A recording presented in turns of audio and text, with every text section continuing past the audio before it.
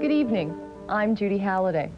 For most of us, risky adventures like skydiving and race car driving are simply out of the question. We enjoy those thrills vicariously. Roller coasters combine the elements of many risk-taking adventures, but the dangers are imagined instead of real. This past year, several highly publicized accidents have sparked calls for more inspections, better restraint systems, and possibly slower rides. Government and industry have responded with improvements in all areas. Coaster fans will continue to seek bigger and wilder thrills, and park operators will comply, but within limits. The thrills of a roller coaster ride may seem dangerous, but safety is foremost in the minds of designers and amusement park operators. So high technology is employed to keep coasters safe, but still force riders to hang on tight.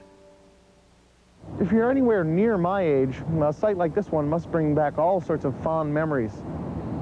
For a while there, it looked like roller coasters were going to disappear entirely, but I'm happy to report they're on the way back, faster and more thrilling than ever.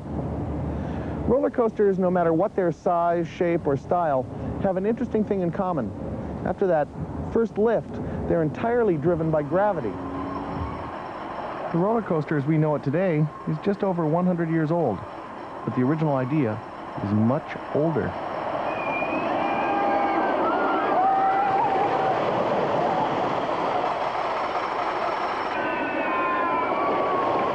The backbone of the North American amusement park, the roller coaster, had its beginnings nearly 400 years ago in Russia. It was then an enterprising St. Petersburg showman discovered that people would actually pay money to be terrified. Amusement parks and rides of all sorts and descriptions were designed and built at the turn of the century. Coaster fever reached its peak in the early 1900s with over 2,000 coasters built. The Depression put an end to the Roaring '20s, and the Second World War put coasters far from people's minds. Many huge coasters were destroyed and burned. In 1955, Disneyland was opened, and theme parks became the new rage. Instead of coasters, they featured scenic railways, which substituted scenery for thrills. Soon, these were transformed into a thrilling combination of both.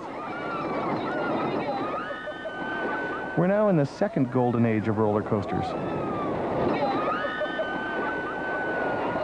There are now about 200 wood and steel coasters in North America, and theme parks are more popular than ever, all over the world.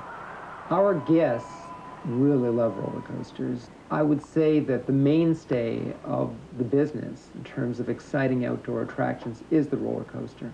And one finds over time that no matter what new develops, that the roller coaster is the mainstay and is rated #1. Roller coasters are true to their name. Once the train reaches the top of the lift hill, the remainder of the ride is based on coasting. Gravity pulls the train down, and only frictional forces try to stop it. All twists and turns and loops are designed to maximize the coast and the thrills. No part of the track can ever exceed the height of the lift hill.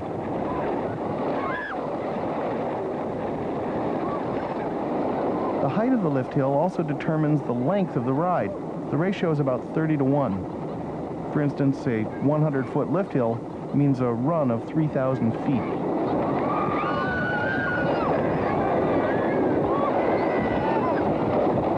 Most coaster trains are held onto the track by means of 3 sets of wheels. There are the main wheels that the train rides on. There are wheels on the inside that keep it from going off to the left or right. And then there are also wheels underneath the track that keep the train from flying off the top of the track.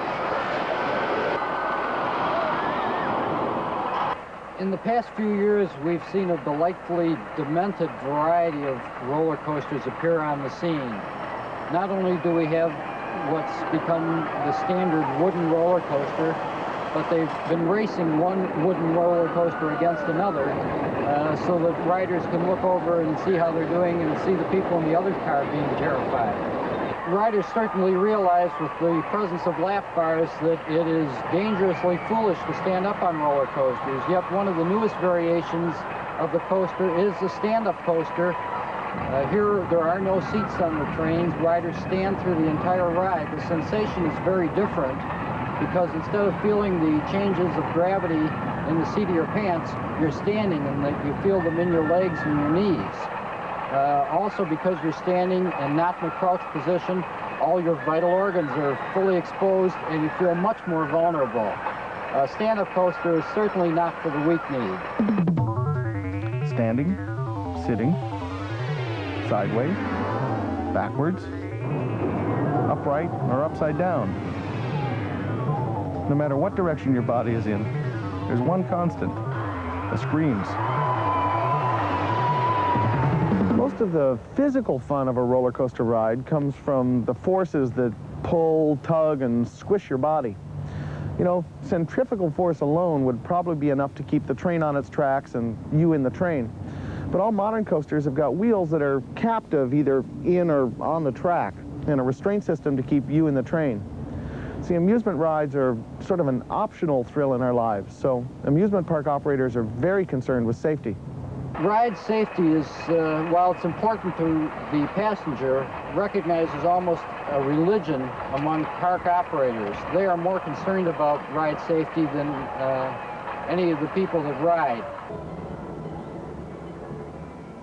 At annual fairs, like the Canadian National Exhibition, most of the rides are set up only for the duration of the fair.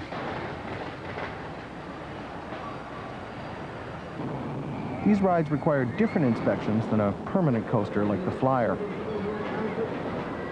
The Flyer can be maintained most of the year by maintenance crews. It can be inspected by us anytime. But when a ride is just operated in maybe the Calgary Stampede, they've got so many days to tear it apart, they've got so many days to travel, and they've only got a few days to put it together. I have come down here prior to a ride being put together and totally rejected it, stopped it from opening because of bad welds, broken welds, cracked welds. This is the type of thing we're looking for.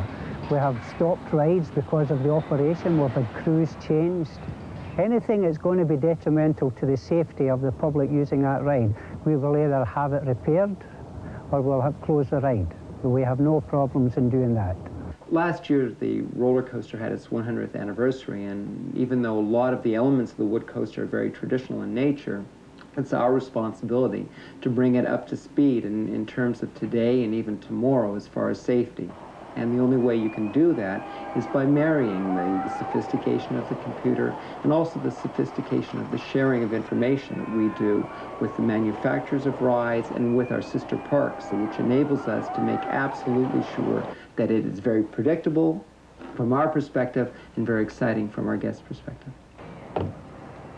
Each morning before the park opens, a maintenance worker walks the track. This process checks for loose bolts, weaknesses in the structure, anything that might need a closer examination or repair. The combination of these daily checks and year-round maintenance program help to ensure that the ride is safe.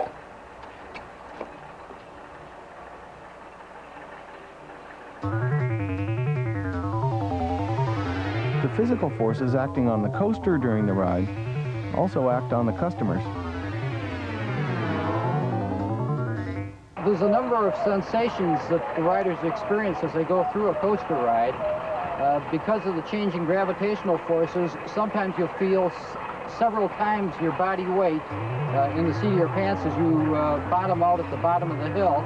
Other times when you press the top of a hill, you may find yourself almost weightless or lifted up off your seat. Coasters affect people on an emotional level too. The anticipation builds while you're waiting in line listening to the screaming. Then there's the slow climb to the top of the lift hill, and then a wild ride at breakneck speed through what's been called the thrill zone. It's the anticipation going up the incline. It's the thrill through the acceleration, and it's really that, I don't know, that burst of energy and excitement that only an outdoor thrilling attraction can ever provide. I don't believe there's any way you can ever duplicate the excitement that you feel going through the air at 60 miles an hour on a roller coaster. Scary, but scary is fun, so. It's a lot of excitement. There's a lot of weightlessness. It's a good feeling. Makes It gets your blood going, makes you feel good. It was scary. The worst part was going all the way down. Round and round was fine. They like to be scared knowing that they're still going to end up on Earth.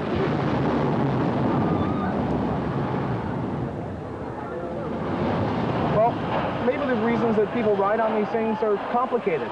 Or maybe they just like the wind in their face.